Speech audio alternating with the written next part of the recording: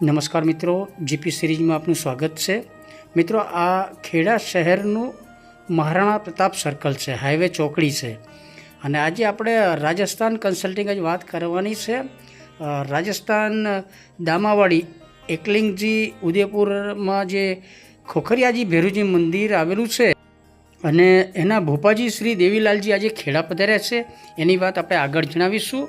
હવે આ જે હાઈવે પરથી જ શહેરમાં આવવા માટે ગેટવે ઓફ ખેડા શ્રી સ્વામિનારાયણ પ્રવેશદ્વાર ગેટ છે. અને મિત્રો, આપણે અત્યારે રાજસ્થાનની જે થોડી વાત કરવાની છે ને, અત્યારે રાજસ્થાન જેવી જ ગરમી પડી રહી છે. 41થી 43 ડિગ્રી તાપમાન હોય છે. અને હવે અહીંયાથી થોડા આપણે આગળ આવીએ છીએ. ખેડાનું સુપ્રસિદ્ધ ભગવતી શ્રી મેરડીમાં મઢ છે. અને આ જ રોડ ઉપર અહીંથી આગળ આપણે પટેલવાડી તરફ જઈએ ને, તો સામે જે પુલ છે એ પુલની બાજુમાં જ રાજસ્થાનના જ મૂળ નિવાસી એવા નારણભાઈનું અંબિકા માર્બલ આવેલું છે. અને એ નારણભાઈ એટલે કે આપણે અહીં એમને ભેરુભાઈ તરીકે જ બધા ઓળખે છે, અને આપણે પણ ભેરુભાઈ તરીકે જ એમને સંબોધન કરીએ છીએ. શ્રી અંબિકા માર્બલ્સ. અને અંદર જુઓ, સરસ શોરૂમ છે અને સ્ટીલ વોશ બેસિન છે. એ આપણે ખરીદી કરવાની છે.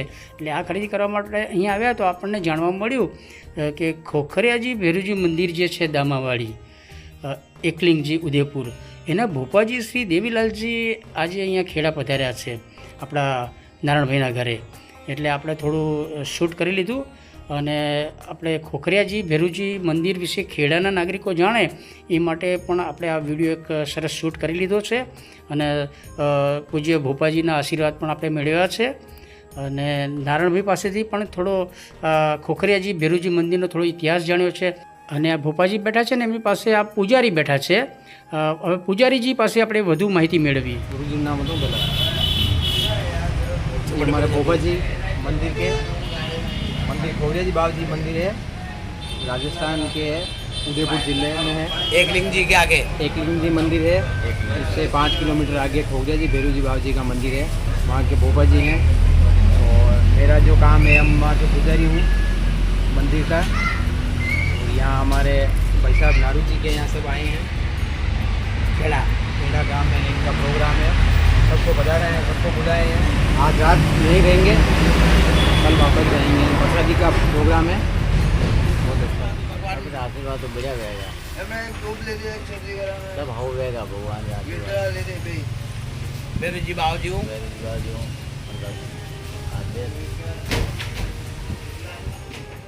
એટલે મિત્રો, આપણે અહીંયા ભેરુભાઈને મળવા જ આવ્યા હતા, એટલે કે નારાયણભાઈને મળવા આવ્યા હતા. અને આપણે ખરીદી થોડી કરવાની હતી.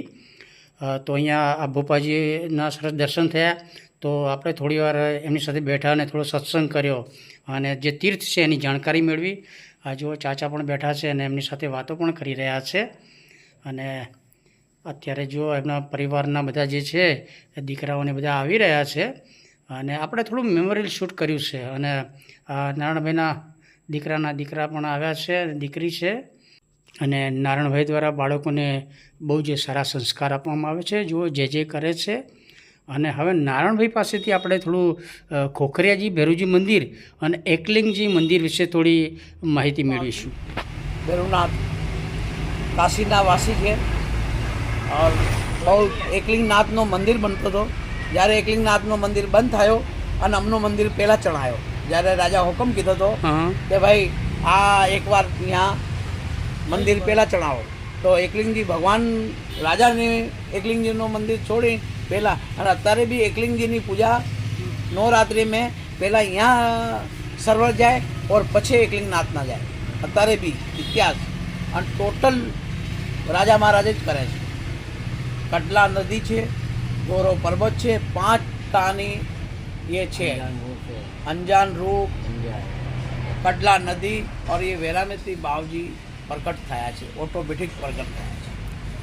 કોઈને બેસાય નહીં, ઓટોમેટિક પ્રગટ થયા છે. એટલે અમને શક્તિ છે. મિત્રો, આપણે તો ભેરુજીના ત્યાં, નારાયણભાઈના ત્યાં અંબિકા માર્બલ્સમાં એક કામથી આવ્યા હતા. પરંતુ અહીં આવ્યા પછી આપણે જાણ્યું કે અહીંયા રાજસ્થાનથી ભોપાજી આવ્યા છે.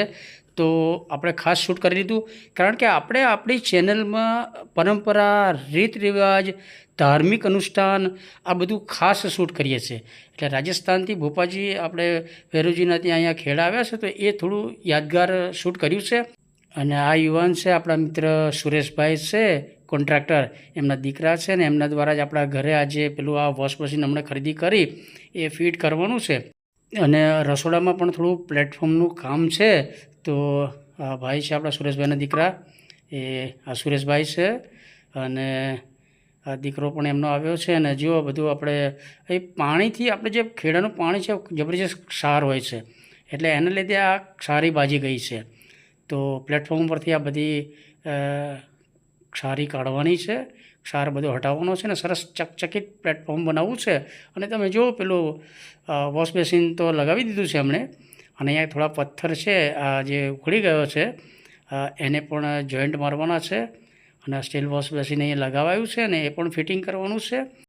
અને આ બધી જ પથ્થર અને જે તે કન્સલ્ટિંગ આ બધું વસ્તુ આ અંબિકા માર્બલ્સમાં મળે છે. જો નારાયણભાઈના ઘરે આંગણામાં ગાય પણ આવી છે, જેને તે આંગણ ગાવડી એનો તો ધન્ય અવતાર એવું આપણે સોંગ લોકગીત છે. અને એ પ્રમાણે આ પુણ્યશાળી આત્મા તો છે જ.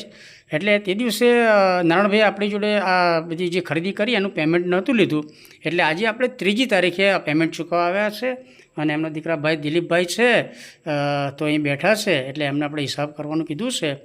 અને તમે જુઓ સરસ અંબિકા માર્બલ્સ, અહીંયા મોટા મોટા બધા પથ્થર કટિંગ કરીને તમારે જેવા પથ્થર જોઈએ માર્બલ્સ ને બધું જ અહીંયા મળે છે. અને તમામ એ કન્સલ્ટિંગ ચીજ વસ્તુઓ અહીં મળે છે.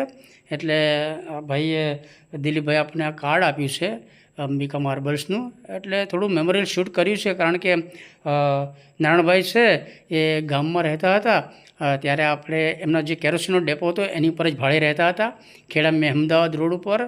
આ અંબિકા માર્બલ્સ છે અને તમામ Kota stone, granite, wall tiles એ બધું અહીંયા મળે છે. અને આપણે અહીંયા જે ખોખરિયાજી ભેરુજી મંદિર દામાવાડી, એકલિંગજી ઉદયપુરથી ભોપાજી દેવીલાલજી આવ્યા હતા તો એમનું થોડું યાદગાર મેમોરિયલ આપણે શૂટ કર્યું હતું. આપણી પરંપરા, રીત રિવાજ, ધાર્મિક અનુષ્ઠાન એ બધું આપણે હંમેશા શૂટ કરીએ જ છીએ. જો આ લોકેશન ખ્યાલ આવશે, આ જે માઇક્રોવેવ ટાવર છે એની બિલકુલ આગળ ખેડા મહેમદાવાદ રોડ ઉપર આ નારાયણભાઈનું અંબિકા માર્બલ્સ આવેલું છે. તો મિત્રો આ સાથે આપણે ભેરુજીના ઘરે ભુવાજી પધાર્યા એ વ્લોગ શેર કરીએ છીએ. આ વિડીયો આપને ગમે હોય તો એને લાઇક કરો, શેર કરો. અને GP series channel first time જોઈ રહ્યા છો તો જીપી સિરીઝ ચેનલ સબસ્ક્રાઈબ કરો. જય શ્રી ખોખરિયાજી ભેરુજી, જય શ્રી એકલિંગજી.